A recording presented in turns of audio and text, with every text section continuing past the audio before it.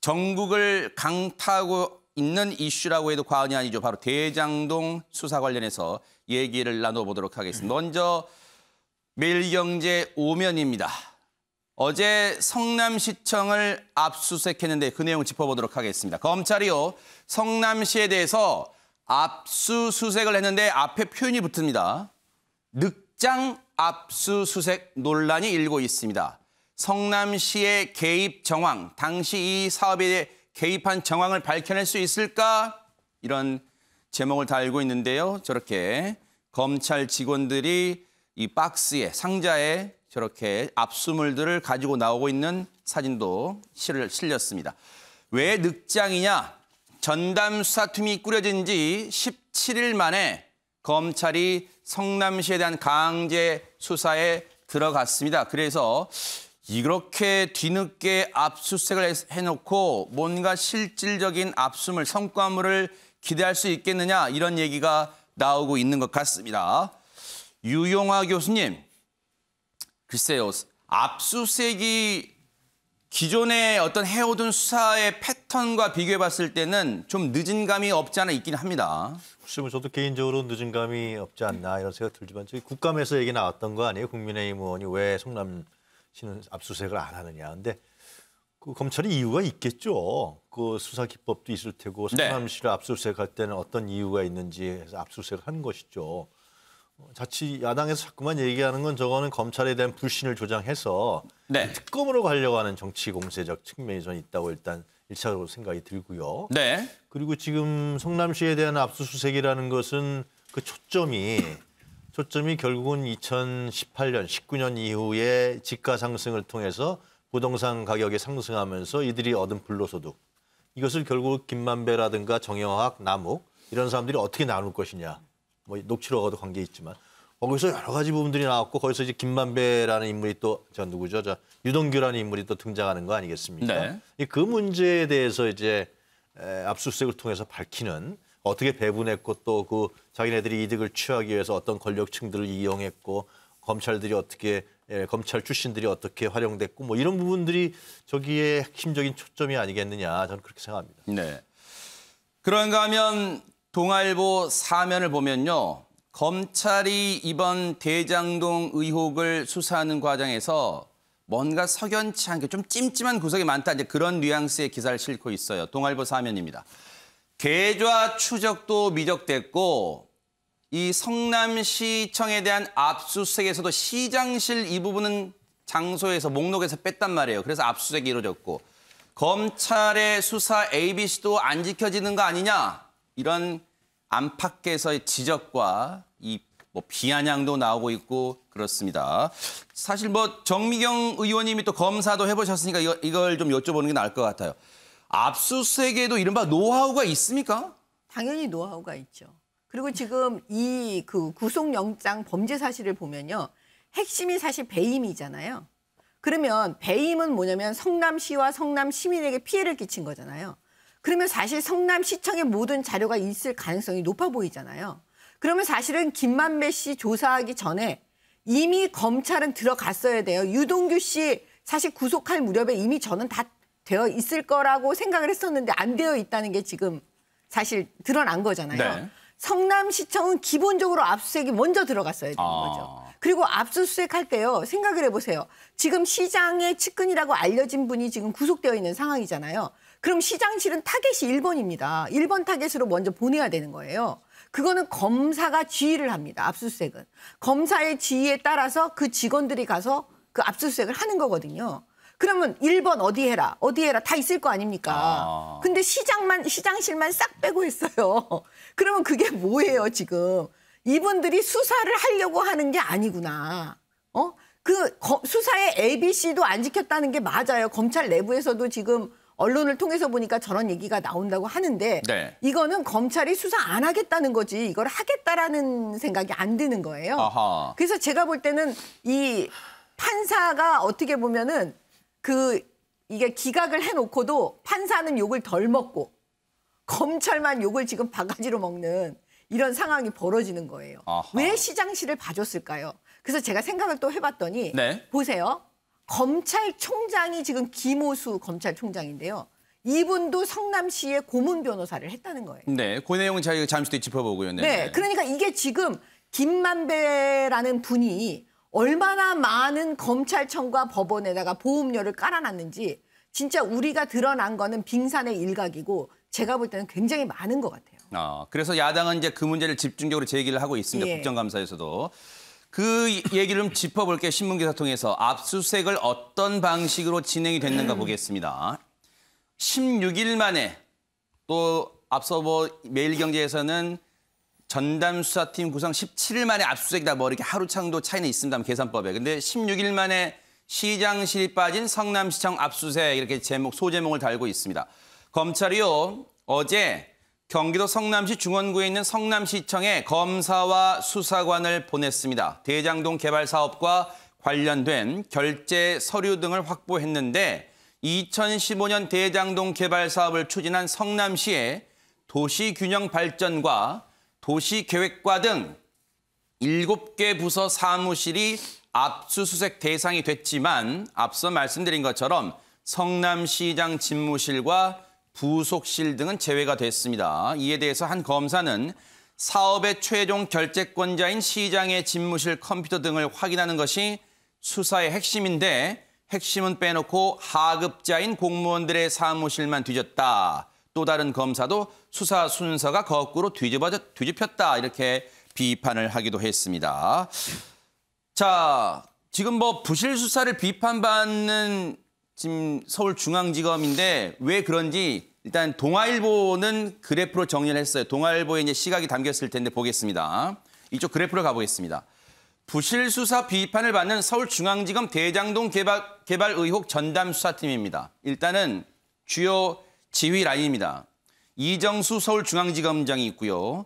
김태훈 4차장 검사 전담 수사팀장을 맡고 있습니다. 그리고 유경필 경제범죄형사부장 외 20명 넘는 검사들이 지금 투입이 됐습니다.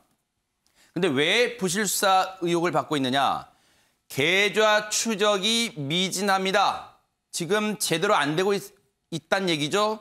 그리고 늑장 압수수색, 그리고 수사 원칙에 위배된다. 이게 뭐냐 좀 읽어볼게요. 유동규 전 성남도시개발공사 사장 직무대리가 압수수색 때 던진 휴대전화를 찾지 못하고 거짓 해명했죠. 제가 전해드렸죠. 경찰이 휴대전화 2대 소재 먼저 경찰이 파악했습니다. 섣부른 영장 청구 아니냐. 김만배 씨에 대해서. 직무 관련성 조사 없이 김만배 씨가 곽상도 의원에게 50억 원의 뇌물을 주었다고 영장 청구했죠. 김 씨에게 녹취록 등 제시하지 않고 영장 심사 때 공개하려다 판사에게 제지당하기도 했죠. 전문성과 중립성 의심받은 수사 지휘란 왜 그러냐? 서울중앙지검 수사 지휘 라인은 대형 사건 수사 경험이 없고 정치적 중립성 논란 전력이 있다. 김호수 검찰총장 앞서 말씀하신 것처럼 2020년 12월부터 올해 5월까지 성남시 고문 변호사를 맡은 게 뒤늦게 드러나기도 했습니다. 관련해서 조선일보 사면도 보도록 하겠습니다. 앞서 검찰이 수사 의지가 있느냐 그런 지적이 특히 야당 중심으로 많이 제기되고 있다 말씀드렸는데 조선일보 사면입니다. 검찰이요 판사 앞에서 김만배 로비 자금에 대해서 말을 바꿨답니다. 내부에서도 부끄럽다. 이게 검찰의 수사냐? 자괴감이 든다. 이런 이 비판과 비아냥이 나온다는 거예요. 보세요. 이 김만배 씨에 대한 구속영장 심사가 있었잖아요. 그때 영장 전담 판사가 이렇게 물어봅니다. 영장 전담 판사가 계좌 추적은 했느냐? 김만배 씨가 거액에 이게 만약 혐의가 입증되면요. 역대 대한민국 사상 로비 관련 범죄 사상 최대 금액이라 해서 또 관심 모았잖아요. 그런데 영장 전담 판사가 계좌 추적은 했느냐 묻자 수사팀 검사는 아직 추적하고 있다. 이런 식으로 답을 했답니다. 한 개인으로는 앞서 말씀드렸죠. 역대 최고라는 750억 원대의 뇌물 공여, 최소 1,100억 원의 배임, 55억 원 횡령 등의 혐의가 있다고 하면서도 이를 뒷받침할 자금 추적 결과도 제시하지 못한 것이다. 그래서 최민희 의원님, 일각에서는 일각이라는 것은 뭐 검찰 내부 또 정치권 뭐 할 것 없이 이런 얘기 나오고 있습니다. 검찰이 구속영장 기각을 오히려 자초한 거 아니냐 이런 지적도 나오고 있습니다. 예, 검찰이 수사 능력이 있냐, 수사 의지가 있냐, 저 없다고 생각합니다. 그래서 검찰 개혁 진짜 해야 되겠다. 한동훈 핸드폰 하나 못 푸는 검찰이 존재 이유가 있습니까? 그렇게 생각하고요. 네. 그럼 왜 그랬을까? 갑자기 하루아침에 검찰이 뭐 무능해졌겠습니까? 그러니까 저는 첫 번째가 인디안 기우제식으로 목표를 정해놓고 파서 문제가 생겼다. 이렇게 생각합니다. 일반적으로 이런 사건이 터지면 돈을 쫓아가면 되잖아요. 왜 녹취록을 쫓아갑니까? 이거부터 잘못됐다. 네. 그러니까 JTBC가 그분 그 인터뷰를 남욱과 하던데 저는 어떤 느낌을 받았냐면 어떻게 해서든 그분이 이재명이다. 이걸 밝히려고 하는 느낌을 받았어요. 그러니까 이런 식으로 인디안 기우제식으로 누군가를 타겟으로 해놓고 수사를 하려다 보니 엉뚱하게 갔다. 그럼 그 이유가 그거 하나겠냐? 아닙니다. 돈의 흐름이 보도된 바에 따르면 민주당 쪽은 한 명도 없어요. 전부 국민의힘 쪽과 가깝거나 아니면 국민의힘 현직인데 일단 사퇴 의사를 밝힌 곽상도 의원뿐입니다. 그리고 정영학 녹취록과 관련하여 CBS 권영철 대기자가 김만배 쪽 주장을 전한 게 있는데 자신이 그 50억 리스트 그 얘기 비슷한 걸 하니까 정영학도 그 리스트가 있다고 얘기했고 거기에 국민의힘 의원들이 다수 있다. 이렇게 얘기를 했습니다. 문제는 그런데 어쨌든 녹취록을 가진 쪽이 그 정영학 녹취록 리스트는 안 나오고 있는 거잖아요. 그래서 그게 편집됐다는 주장을 김만배가 하고 있다는 얘기를 공중파 나와서 하셨거든요. 근데 이 부분에 대해서는 후속 취재도 아무것도 없습니다. 그러니까 이렇게 이게 돈을 쫓아가야 되는데 왜 안 쫓아갔을까? 특수부 검사들 이름 때문이라고 저는 판단합니다. 나온 사람 이름이 뭡니까? 곽상도, 박영수, 김수남 뭐 이 특수부 검사들이 돈 받았다고 지목이 됐어요. 사실을 확인해야 되지만 그러니까 검찰이 계좌 추적에 게을렀다는 판단인 거죠. 그래서 저는 지금 늑장 압수수색 얘기하는데 저 말이 의미가 없어요. 왠지 아세요? 이게 국민들 입장에선 사건은 옛날 고리짝에 터졌는데 지금 이제 수사한다는 거예요. 그런 공문서의 경우는 날짜가 다 정해져 있습니다. 어떤 건 5년 보관, 어떤 건 10년 보관. 그렇기 때문에 지금 수사에서 뭐가 나오지? 그러니까 늑장이라는 말 자체가 아예 처음부터 늑장인 거죠. 수사는 늘 범죄 뒤에 벌어지니까. 네. 그런데 이걸 가지고 뭐라고 할 필요가 없는 게 있을 자료라면 지금 늑장이란 얘기는 성남시가 자료를 뭐 증거를 인멸하거나 이랬을 가능성을 얘기하는 거잖아요. 만약에 이런 사태가 터졌는데 성남시가 자료를 은폐하려고 했다면 성남시는 어떻게 되겠습니까? 그래서 저는 이 논란 자체는 의미가 없다. 포렌식하고 뭐해서 다 찾아낼 거다. 이렇게 네. 생각합니다. 이게 그러면 글쎄요. 압수수색 무용론이라고 지금 봐도 됩니까? 지금 이 발언의 해석을 어떻게 봐야 됩니까? 제가 무용론까지 얘기할 계제는 아니고요. 네. 문제는 모든 건 늑장일 수밖에 없다. 본질적으로. 네. 이건요 원론적으로 교수님들께서 연구를 좀 하시고 이번 성남시 건은 이게 2005년부터 그 주변에 땅 산 사람들이 있고 2008년에 민간 하려다가 LH가 하려다 막 바뀌고 네, 알겠습니다. 그리고 그 이후의 과정이 어쨌든 2012년에서 네. 2015년에 벌어진 거잖아요. 지금 2021년이거든요. 그래서 네. 성남시장이 은수미 시장이기 때문에 이게 뭐 며칠 빠르게 하고 늦게 하고가 뭔 의미가 있냐. 네. 그 보여주기지 이런 생각입니다. 듣기에 따라서는 시청자분들이 문인철 평론가님 예. 최민희 의원 말에 공감하시는 분도 많으실 것 같아요. 그래 이거 지금 몇 년 전 일인데 이제 와서 성남시청 뒤진다고 뭐가 나와? 이거 보여주기식 압수수색 아니야? 애초부터 건질 거 없을 거 아니면 물론 이제 압수물 분석 얘기는 아직 안 나왔어요. 어제 압수수색했으니까 나오겠지만 이제 며칠 동안 분석하겠지만 글쎄요 이걸 늑장 수사이라기보다는 글쎄요 이제 검찰도 어떻게 수사를 하고 있다는 모양새 취하기 그런 거 아니냐 그런 의심과 지적도 나올 만합니다. 검찰 내부에서도 부끄럽다 하고 또 영장 해서 압수수색할 때 그 압수수색에 ABC도 모른다 하는 이제 비아냥이 나오고 비판이 나옵니다. 그런데 이것은 검찰의 능력이 없어서가 아니라 현 검찰의 의지를 비춰주는 거라고 생각을 합니다. 만약 수사를 하려면은 그 초과 이익 환수를 없앤 그런 결제를 누가 했느냐. 그리고 설계를 해서 또 이렇게 하천 대유에 많이 이익이 가게 하는 결제를 누가 했느냐. 이 내부자를 먼저 수사를 한 다음 그 다음에 이제 김만배 씨를 이렇게 영장을 하든지 해야 되는데 그거 내부자에 대한 것은 아무것도 없이 계좌 추적도 없이 이렇게 김만배 씨에 대해서 영장을 하니까 당연히 기각이 되죠. 네. 그래서 이것은 검찰이 이걸 모를까요? 그렇게 묻는 건가요? 아니요. 알고 온 겁니다. 우리는 현 문재인 정부에서 여당인 이재명 후보와 관련된 수사는 이렇게밖에 할 수 없다. 그렇다고 안 할 수는 없고 그럼 하는 신용만이라도 해야 된다. 결국 우리 능력은 이거밖에 안 되는 것을 비춰주겠다. 그 의지를 비춰준 거예요. 그럼 어떻게 가야 되느냐? 특검을 가야 됩니다. 문재인 정부에서 특검, 트루콩 특검이 있었죠. 근데 그것은 당시 새누리당인 김성태 원내대표가 단식을 해가지고 얻어낸 결과입니다. 근데 그때는 국회 구성이 여당, 민주당이 완전히 장악하는 상태는 아니었기 때문에 그런 단식으로도 협상이 가능했는데요. 지금은 워낙 국회를 이제 민주당이 장악하고 있으니까 단식을 10번 한다고 해도 그건 안 될 것 같아요. 그렇다면 어떻게 해야 되느냐? 여론에 가야 됩니다. 만약 시간이 지나갈수록 이 대장동 게이트에 대한 의혹이 더 커지고 새로운 사실이 나오고 해가지고 이재명 후보 관련성이 더 커지거나 또는 이재명 후보의 지지율이 팍 낮아지면 대통령도 또 민주당도 특검을 받을 수밖에 없는 상황이 오지 않을까 이렇게 예상해 봅니다. 지금 이렇게 검찰이 내부뿐만 아니라 정치권을 포함한 외부에서도 지금 비판과 비아냥을 받는 이유는 여러분 생각하시는 것처럼 김만배 씨, 화천대유 대주주로 알려진 김만배 씨에 대한 구속영장이 재판부로부터, 법원으로부터 기각당한 게 제일 클 겁니다. 김만배 씨가 영장이 기각된 후 나오는 모습 보시고 이어가 보도록 하겠습니다. 김만배! 넌 악마야! 김만배! 넌 악마야!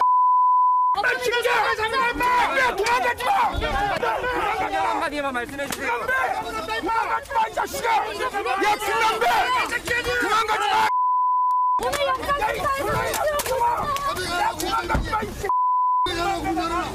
문 열어라. 어차피 들어옵니다. 만배는 어차피 들어옵니다.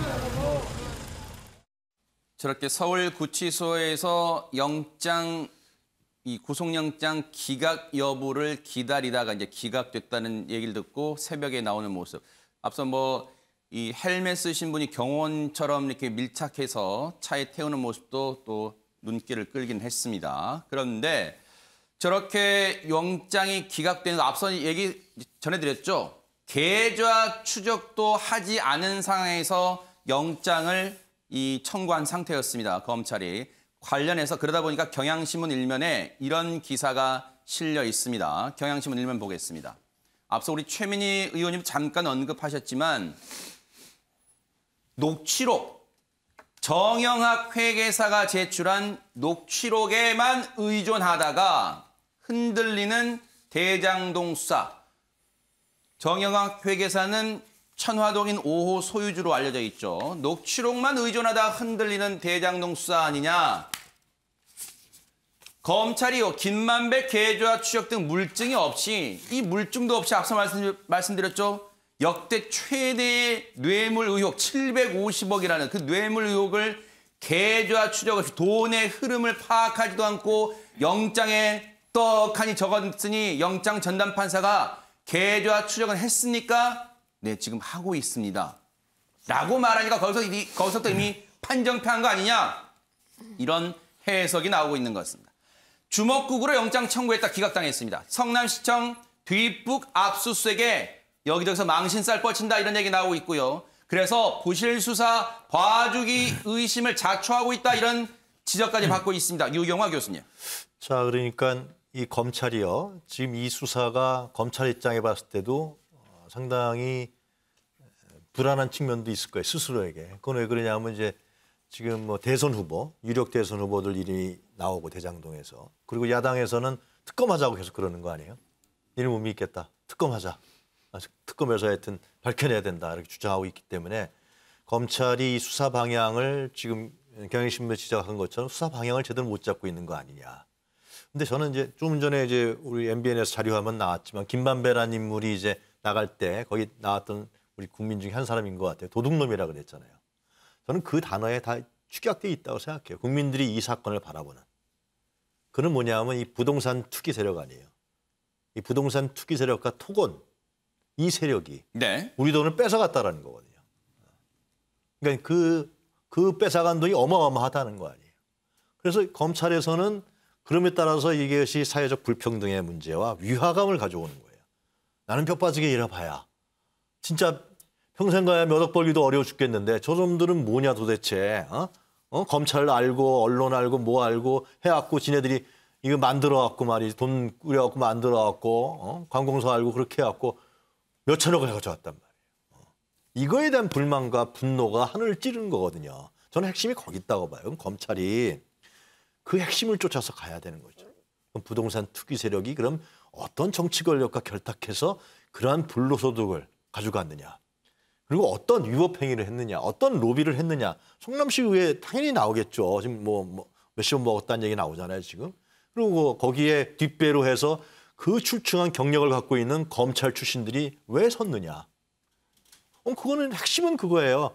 이 부동산 투기 세력이 국민이 가져가야 될 불로소득을 개발 이익을 자기네들이 가져가서 나눠 먹었는데 그 정상적인 방법이 아니라 아주 비정상적인 방법으로 기득권적 방법으로 취해 먹었다는 거거든요. 그럼 검찰이 그걸 밝혀내야죠. 근데 자꾸만 흔들리겠죠. 왜냐하면 뭐 대선 후보들 나오고 야당에서 날리고 여당에서 날리고 하니까 흔들리는데 검찰이 좀 방향을 분명히 잡아서 하면은 다들 얘기가 어려운 수사 아니라는 얘기가 나오는 거 아닙니까? 작은 분도 그런 거고요. 그럼 거기에 재벌이 개입됐는지 그것도 파악해야죠. 이런 문제에 대해서 검찰이 저는 좀 정확한 방향을 잡고 자고우면하지 말고 할 수 있는 능력이 있으니까 그렇게 했으면 좋겠다 생각이 듭니다. 정미경 의원님께 여쭤볼게요. 사실은 김만배 씨에 대해서 구속영장이 청구될 당시의 상황으로 좀 돌아가 볼게요. 그때 사실 12시간 넘게 조사를 마치고 밤늦게 이제 귀가시켰단 말이에요. 그때 이 기자들 사이에서는 그런 얘기가 나왔다고 하더라고요. 한 차례 정도 더 보강해서 불러서 나머지 좀 퍼즐을 맞춰본 다음에 영장을 이른바 시체말로 칠 거다. 영장을 청구할 거다. 그런 얘기가 있었는데 그날 문재인 대통령이 철저한 수사를 당부했다. 그 얘기가 나왔어요. 그 얘기 발언 이후 3시간 반 만에 검찰이 영장을 청구합니다. 그래서 준비가 덜 된 상태인 걸 검찰 스스로도 알았을 거 아니냐. 그런데도 혹시 분위기에 떠밀려서 부실한 상태에서 영장을 청구한 거 아니냐. 이런 얘기도 지금 기자들 사이에서 나오는 것 같습니다. 그거 일단은 맞는 얘기인 걸로 보여져요. 왜냐하면 지금 현재 이 수사팀이요. 다 친여 성향의 검사들로 구성되어 있어요. 예를 들어서 지금 중앙지검장은 박범계 라인으로 알려져 있고요. 그다음에 이 팀장 김태훈 차장은 윤석열 징계에 앞장섰던 사람들이에요. 그다음에 부장검사도 또 이 중앙지검장 라인이니까 박범계 장관 라인이라고 볼 수 있잖아요. 그리고 제가 볼 때는 이 전담 수사팀을 구성이 됐는데도 한 17명 정도의 검사가 투입이 되면 어떻게 보면 일선청이나 마찬가지의 규모라고 볼 수가 있어요. 근데 계좌 추적이 뭔지 모르는 검사들로만 만들어 놓은 건지 압수수색을 왜 해야 되는지도 모르는 검사들로만 만들어 놨는지 약간 의심이 되는 거예요. 이런 상황을 보니까. 왜냐하면 그 압수수색, 검찰의 수사는요. 사건 다 이후예요. 사건 전에 압수수색한 사람이 어디 있어요. 사건이 발생하고 난 이후잖아요. 살인사건도 막 20년 전에 살인사건 할 때도 압수수색 우리 합니다. 그거는 케이스 바이 케이스인 거예요. 보세요. 성남시장실, 성남시청은 압수수색에 반드시 들어가야 돼요. 왜냐하면 지금 핵심 그분이 누구인가. 이재명 지사의 측근으로 알려져 있는 분이 어마무시한 일을 지금 벌인 거예요. 유동규 씨. 그러면 당연히 이재명 지사가 개입이 됐는지 안 됐는지는 수사의 1번이에요. 그러면 당연히 성남시청 압수수색 해야죠. 보세요. 이미 다 인멸했을 거예요. 다 없앴을 거예요. 나름대로. 그런데 뭐냐. 그런데 왜 압수수색을 해야 되냐. 압수수색을 하면 그 없어진 걸 찾아낼 수가 있어요. 왜 이걸 없앴을까? 왜 이건 감추었을까? 이런 게 흔적이 나와요. 포렌식 등을 통해서요? 아니 포렌식이든 뭐든 하다 보면은요. 그게 나오게 되어 그래요? 있어요. 문서라 하더라도. 예, 만약에 우리가 100을 생각하고 압수수색을 하는 게 아니에요. 100%를 생각하고 하지 않는다니까요.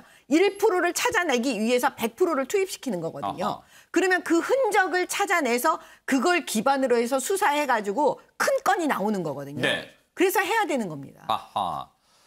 관련해서요, 이 언론들이, 대부분 언론들이 늑장 압수수색 아니냐 비판을 하고 있는 데에서 야당도 이 목소리를 얹고 있습니다. 그 얘기 마저 들어보시고 이어가 보도록 하겠습니다. 김만배 씨 구속영장이 기각된 직후에 성남시청에 압수수색 들어가는 거는 뭔가 많은 국민들이 보기에도 순서가 잘못된 것이 아니냐 이런 생각을 할 수밖에 없을 겁니다. 그래서 저는 검찰이 왜 이런 순서에 수사를 하는지 이게 진짜 오비일학인지 김만배 씨 구속영장 기각되자마자 성남시청 그렇게 야당이 노래 부르던 성남시청에 이제 들어간 게 저는 참 정상적인 사고로는 해석이 되지 않습니다. 예. 문재인 대통령이 대장동 수사 철저한 수사를 지시를 했잖아요. 그런데 그 이후에 또 속보로 검경이 수사의 핫라인을 설치해서 이 수사 정보를 공유하기로 한 듯한 그런 내용도 흘러나왔어요. 그런데 이게 그냥 보여주기식이었을까요? 지금 양측의 치열한 신경전, 주도권 싸움, 그게 치열합니다. 보세요. 중앙일보 3면인데 검경이요. 유동규 전 성남도시개발공사 본부장, 기획본부장 다른 휴대폰 확보전을 치열하게 벌였는데 경찰이 영장 먼저 청구했는데 검찰이 가로챘다.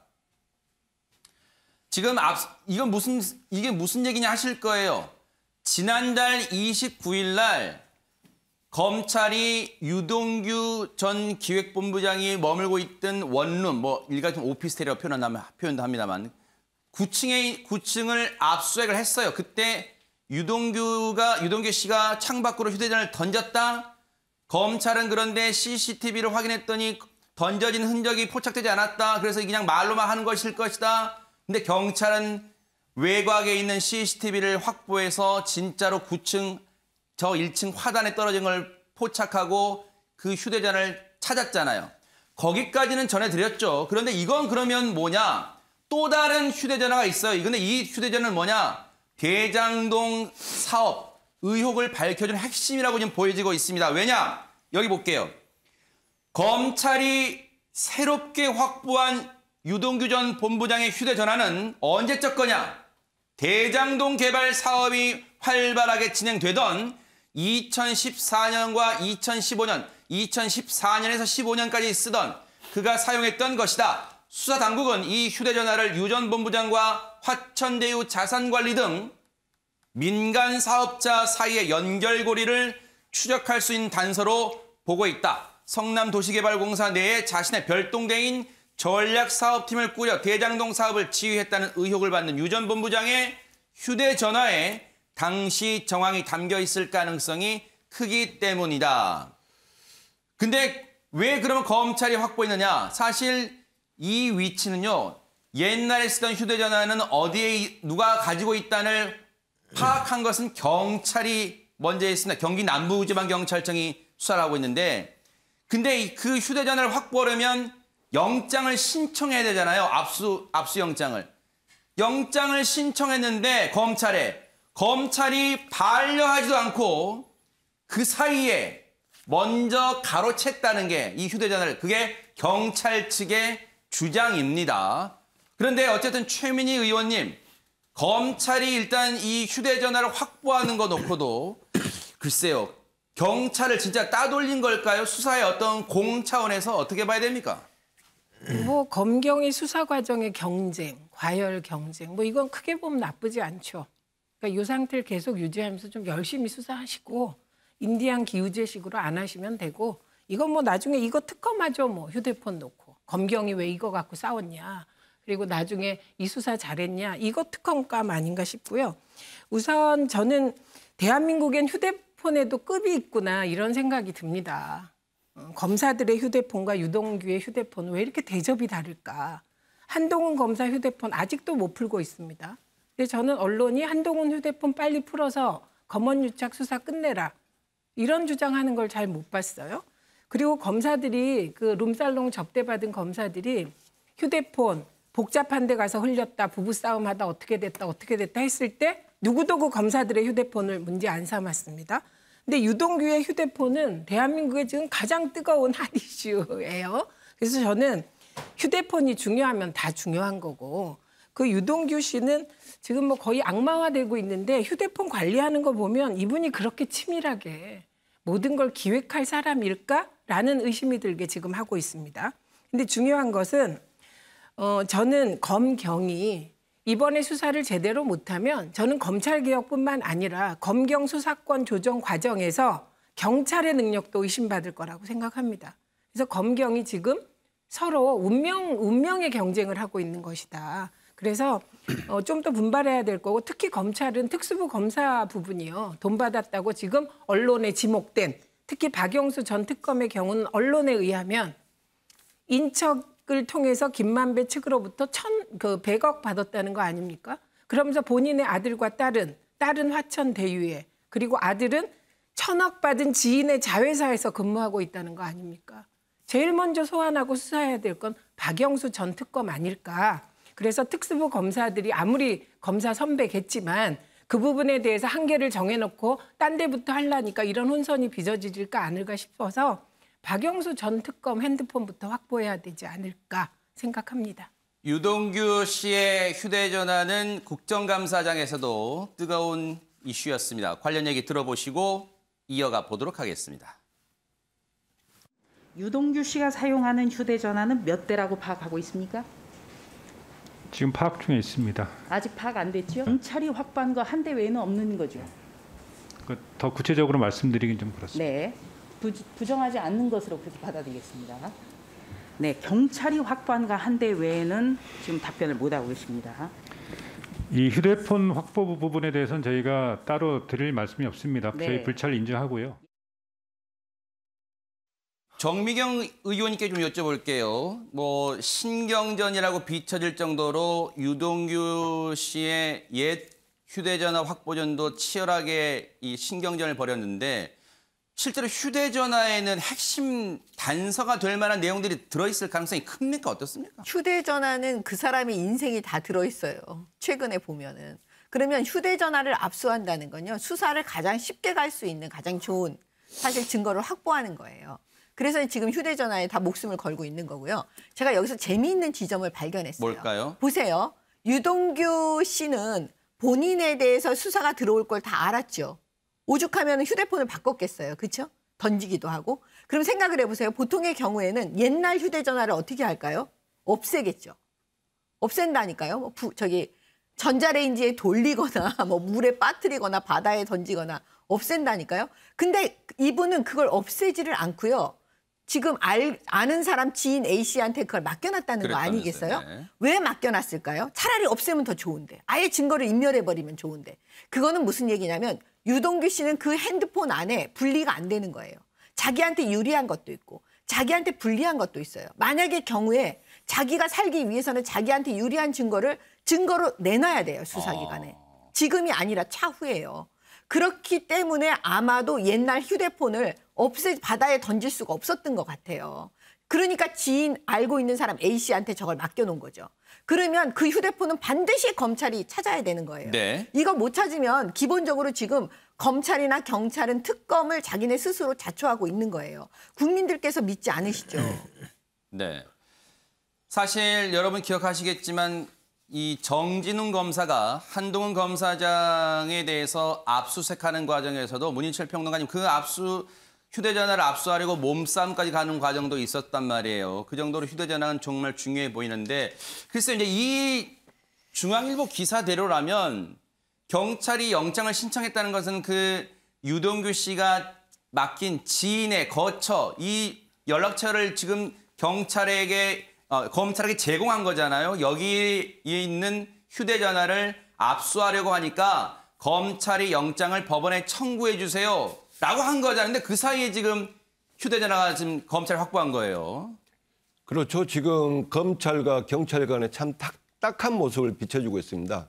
그런데 유동규 씨가 왜 예전에 쓰던 휴대폰을 완전히 버리거나 이렇게 없애버리지 못했는지에 대한 의문이 있었는데 방금 정미경 의원께서 참 제대로 설명해 줬네요. 또 한편은 그것도 있을 거예요. 만약 내가 이렇게 모든 것을 뒤집어 쓴다면은 나 혼자 죽을 수 없다. 이제 그러한 부분에서 또 그 나름 이렇게 준비를 해둘지 않나 싶고요. 네. 그리고 검찰에서는 참 경찰이 미울 거예요. 지난번 처음에도 구층에서 던진 휴대폰을 못 찾았을 때 그 뜬금없이 경찰이 찾아버리니까 애매해졌잖아요. 그러면 또 유동규 씨가 쓰던 핸드폰도 휴대폰도 못 찾았으면 좋았는데 또 경찰이 먼저 찾으니까 이러면 안 되겠구나. 그래서 먼저 선주쳐 가지고 이제 경찰 정보에서 찾은 것을 검찰이 이렇게 빼돌린 거죠. 그래서 참 검찰 요즘 보면은 그 문재인 정부에서 그 검찰 개혁을 정말 노래를 부르다시피 검찰 개혁 했잖아요. 그게 제대로 이루어진 것 같아요. 당시 민주당 의원들이 뭐라 했습니까? 검수안박, 검찰에겐 수사권을 안전히 박탈한다. 그렇게 했는데 그게 이렇게 실현이 된 건가요? 참 이 비아냥거리는 말씀이지만 참 보기가 딱한 상황이라고 하겠습니다. 네.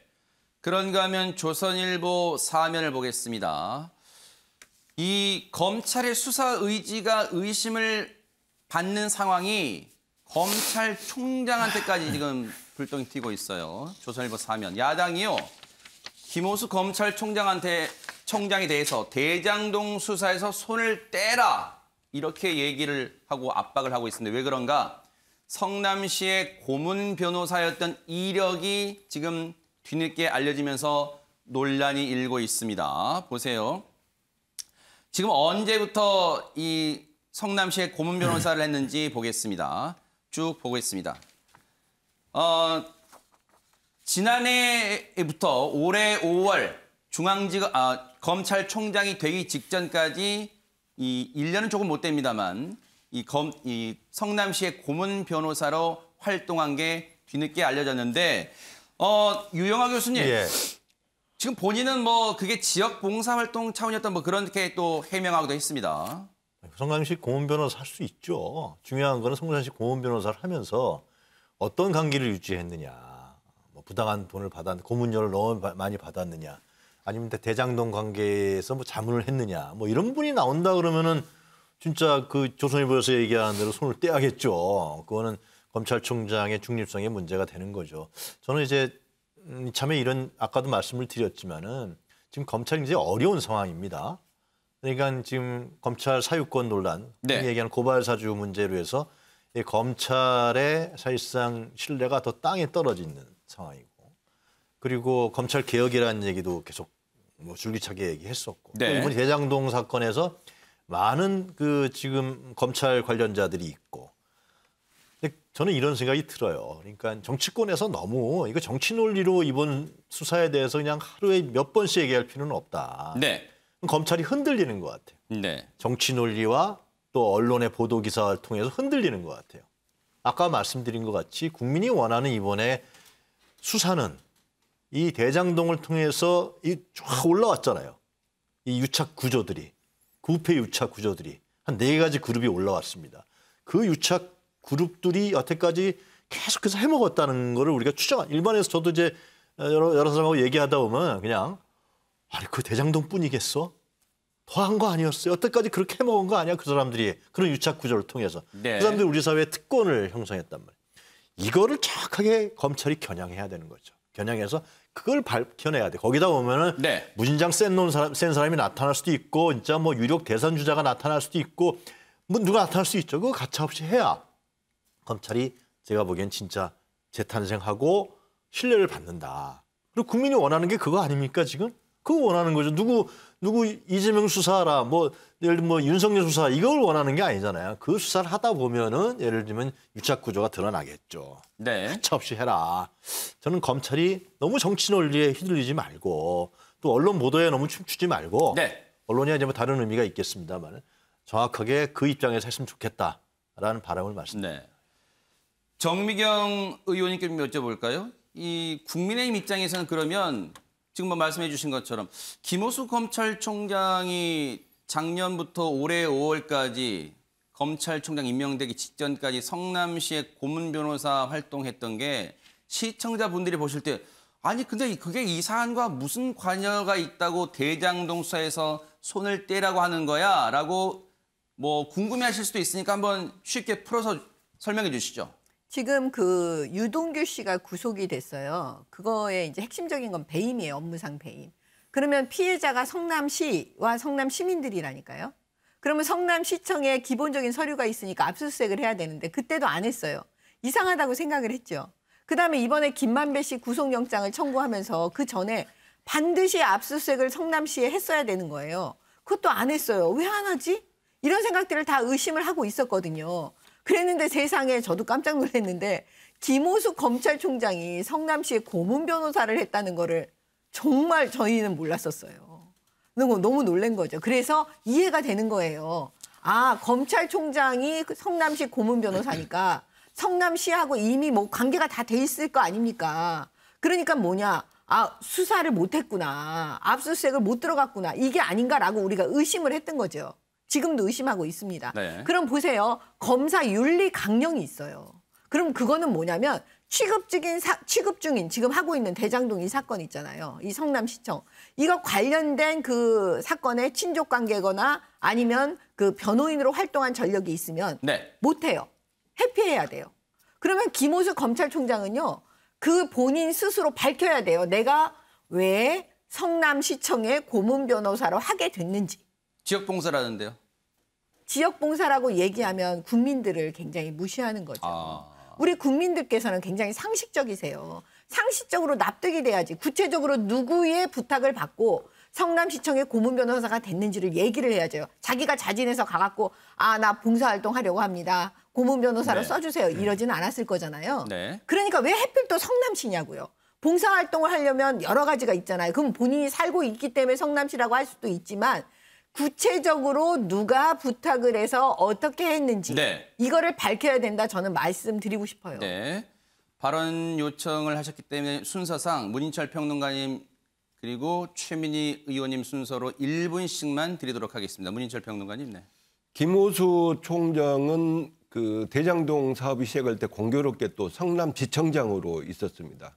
그리고 지금 녹취록이 나오고 정영학 회계사가 있는데요.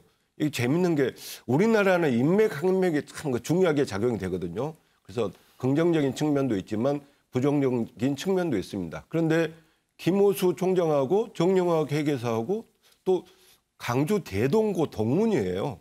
그 송영길 대표도 이제 강주 대동고 동문입니다만은 그래서 같은 지역에서 이렇게 활동을 했으면 또 그 고등학교 동문 관계가 어떻게 작용이 되었을까 그런 생각도 문득 듭니다.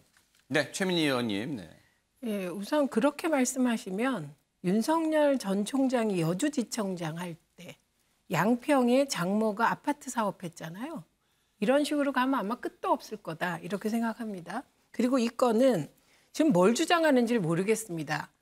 김호수 총장이 2020년 12월에 고문 변호사를 했고요. 그러니까 1년이 아니라 6개월 조금 더 한 거예요. 네. 그럼 이때 뭘 주장하는지 제가 이해를 못 하겠는 게 이때 성남시장이 이재명입니까? 성남시장 은수미잖아요. 은수미 시장과 이재명 지사는 그 전국민 재난지원금 놓고 갈등 빚은 거 다 아실 테고. 네. 예, 그런데 뭘 주장하는 건가요? 그러면 2012년에 그 이후에 김호수 총장이 성남지청장이어서 그때 대장동에 관여했다가 2020년 12월에 은수미 시장이 네, 9월이라고 일단 돼 있습니다. 여기 밝힌 건. 네. 네네. 그럼 2020년 9월부터 1년 못 되게 네. 했으면 이때 은수미 시장이 결재권자 아닙니까? 이 고문 변호사는. 그리고 이게 30만 원 받았다는 거 아닙니까? 그래서 30만 원 받기 위해서 그 과거로 돌아가서 뭔가 해줬다는 겁니다. 주장하는 바가 이거 너무 개연성이 없습니다. 그래서 네. 이런 거는 좀 안 하면 좋겠습니다. 네. 물론 이 김호수 검찰총장이 속한 로펌이 이 수임료로 이 1,000억 넘는 수임료를 받은 사안은 있긴 있습니다. 근데 그 내용은 이 기사는 빠져 있습니다만 어쨌든 이 김호수 검찰총장이 성남시의 고문 변호사였던 그 전력이 국감장에서도 논란됐고 앞으로 이 부분도 계속해서 야당이 공격의 지점으로 삼지 않을까 이런 생각도 해봅니다.